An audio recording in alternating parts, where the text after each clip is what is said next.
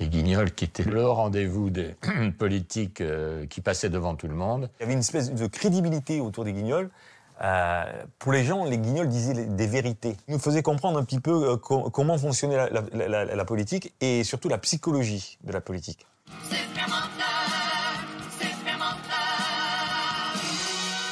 J'ai un souvenir, comme tout le monde, des Guignols de l'info, c'est Chirac.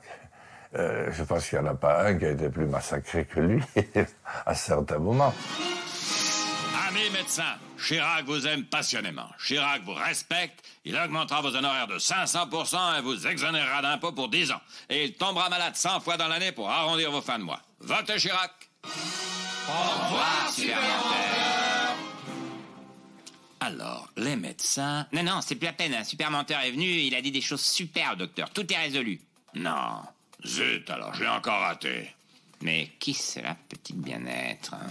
Au départ, nous avions un personnage qui était un peu guindé, n'est-ce pas? Après 30 ans de Bernadette et 20 ans de Général de Gaulle, il y avait de quoi. Et puis d'un seul coup, les auteurs des Guignols en ont fait une espèce de foufou. Il devenait un personnage drôle. Il avait les trois qualités du personnage burlesque, quoi. Il était excité, de mauvaise foi, mielleux.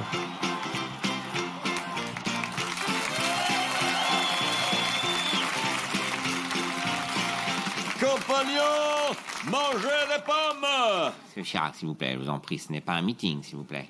Oui, mais putain, j'ai une patate en ce moment, moi.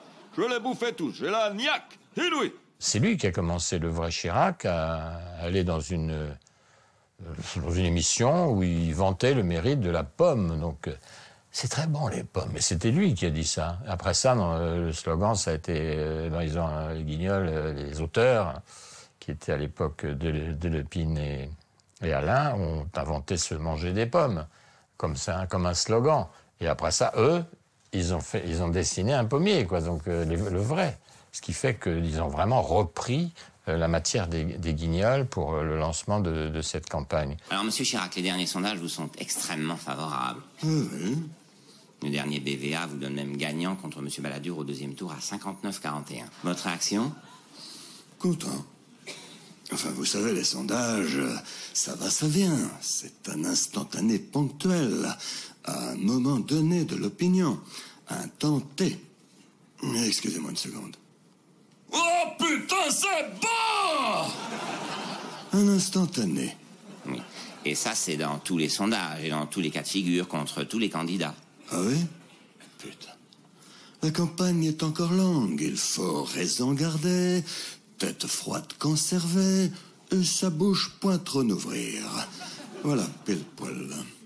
Excusez-moi une seconde. Ouais, putain, j'ai niqué couille molle! Il est devenu très attachant aussi grâce à son Guignol. Et puis comme Chirac avait quand même beaucoup d'humour, ce qui n'est pas le cas de tous les hommes politiques, c'était cohérent, ça participait à son capital sympathie. Je pense que l'humour, ça a du bon, c'est-à-dire que même tout le mal qu'on a dit Sarkozy, ça lui a aussi servi, puisqu'il a été élu malgré tout. Donc c'est bien la preuve que les Guignols n'étaient pas si négatifs que ça pour des élections futures. Yo, vous vous souvenez de moi? Le petit vénère qui gouvernait comme un barge. Fuck tout le MP, il est où le micro? Que je leur montre que j'ai toujours le niveau. Les comptes, les poux, oui, je m'en bats. Tout ce qui compte, c'est que je sois de retour. Les militants sont avec moi, moi. Ah! L'imitation que je préfère chez Lecoq, c'est quand il faisait Sarko. Parce que moi, je l'avais à côté de moi, je le bouffais des yeux, quoi.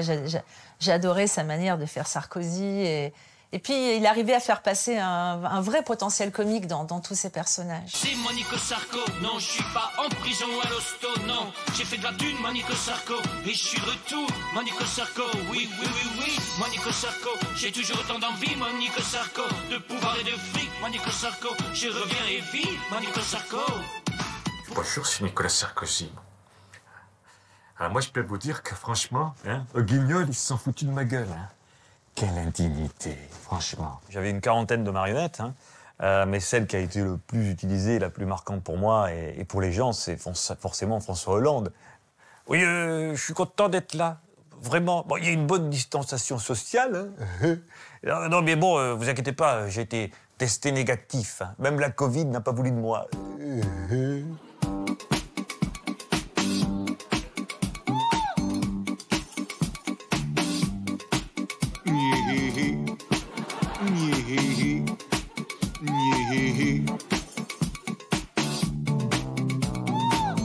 Toujours la crise, les usines ont fermé. La délinquance n'arrête pas d'augmenter. François, qu'est-ce qu'on peut faire?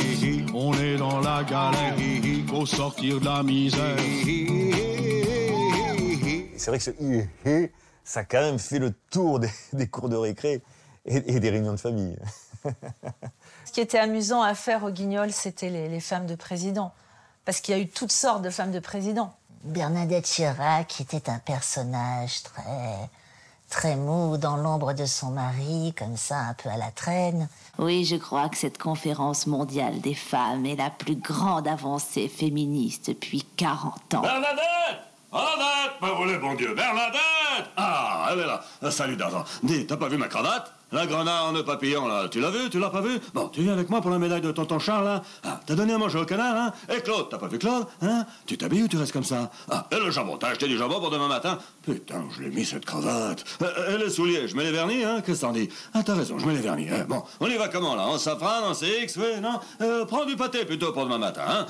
T'as lavé mon survêt pour demain? Bon, faudra repasser mon short pour la messe, hein? Tiens, fais-moi penser d'appeler JP aussi quand t'auras fini. Bon, allez, j'y vais, hein? Traîne pas trop, hein? Oh putain, où est-ce qu'elle est encore cette cravate? Mais c'est un monde, ça! On a eu aussi les maîtresses de président.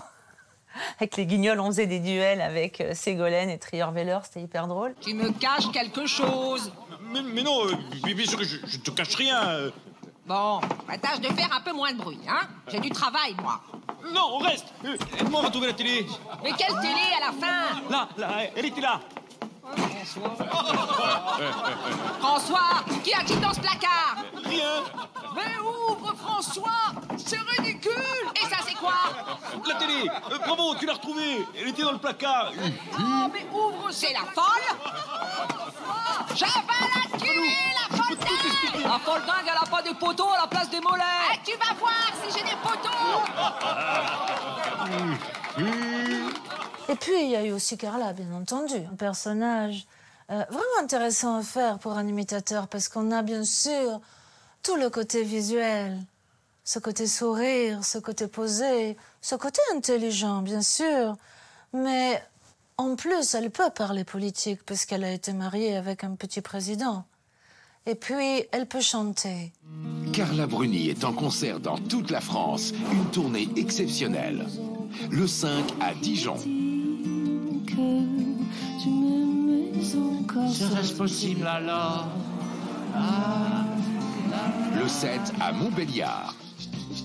Maman, je ne suis pas là. Non, je suis choquée, c'est un état. Le 15 à Bordeaux. 4 consonnes et 3 voyelles, c'est le prénom de Raphaël. Il y a un autre prénom sympa, c'est le prénom de Nicolas. Je me suis régalée. C'est vrai que j'ai imité toutes les femmes ministres. Oh ben Nadine, alors là, c'était pas la dernière pour se marrer, hein. Qu'est-ce qu'on a rigolé avec Morano. Oh génial, Nadine Morano. Salut Patrick, on se connaît pas mais c'est Bébert qui m'a invité. Moi je sais même pas qui c'est mais on s'en fout, hein. C'est la fiesta. Allez rentre ma poulette. J'ai amené un cubi. Génial. Les gars, c'est Nadine qui a amené un cubi. Ah, et l'ambiance. Elle est géniale. C'est vrai qu'elle n'a pas apprécié du tout sa caricature. Et le problème, c'est que quand on n'apprécie pas sa caricature et qu'on le dit haut et fort, du coup, ça peut faire l'effet inverse, quoi. Aiglou, il est d'un autre. Il a bu son verre comme les autres. Super. C'est génial d'aller se coucher, non? Ah, tu rigoles, c'est la fiesta, la fiesta, la fiesta, la fiesta, la fiesta. Et on fait tourner les soutifs, les soutifs, les soutifs. Ah ouais, tu respectes rien, alors, hein? Allez, viens, on va racheter un cubi. C'est la fiesta, la fiesta, la fiesta. Ah non, mais je veux plus faire un fiesta, moi. Plus jamais. Jamais. Allez, viens. C'est pas un peu fini, ce barouf, là? On te pisse à l'arrêt, du con. Et les Guignols ont apporté énormément à la caricature politique. Sur les réseaux sociaux, dès qu'il y a une rediff d'un sketch des Guignols, ça fait un carton monumental. Donc ça, pour moi, c'est l'émission effectivement d'imitation politique qui a le plus marqué le siècle, ou du moins les 30 dernières années, c'est les Guignols, quoi. À une époque, quand il y avait les Guignols, quand il y avait tout ça ensemble, on disait le pouvoir des imitateurs. Je crois surtout que les gens ne sont pas dupes, c'est un divertissement. Les imitateurs disent beaucoup de choses qui les défoulent, eux et les gens qui regardent, beaucoup aussi. Voilà, je trouve que c'est très sain, c'est très sain. Allez, ciao, bonsoir.